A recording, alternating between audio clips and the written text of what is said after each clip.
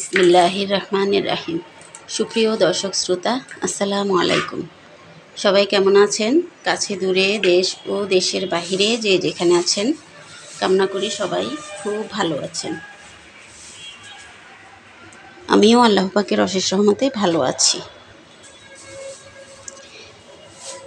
এখানে সালাদ কাটা হচ্ছে। আমার হাজব্যান্ড গাজর, টমেটো, ক্ষীরা, কাঁচামরিচ, ধনেপাতা সবই নিজ হাতে কেটে নিচ্ছেন সালাদ করার জন্য। এখন হচ্ছে সকাল 9টা। ঘরে মেহমান আর আমিও মেয়ের পরীক্ষার জন্য ওর সাথে বাইরে যাব। এজন্য সকাল সকাল নাস্তার সাথে সাথে রান্না করে ফেলেছি। নাস্তায় সকালবেলা নাস্তা ছিল আজকে সবজি, তারপরে ডিম ভাজি আর পরোটা। সেটা আপনাদের সাথে শেয়ার করলাম না।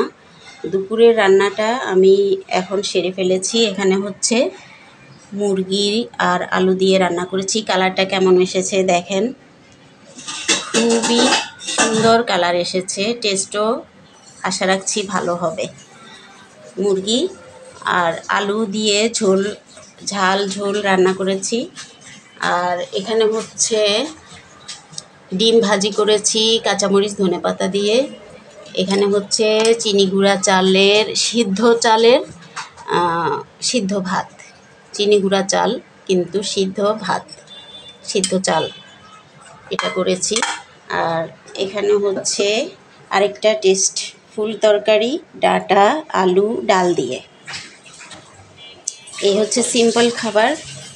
আমার ননাস, ভাগিনী ওনারা ডাক্তার দেখাতে চলে যাবেন, আর আমি যাব মেয়ের সাথে। মেয়ের আব্বু যাবে ওনার কাজে, যে যার মতো হয়ে চলে যাবে।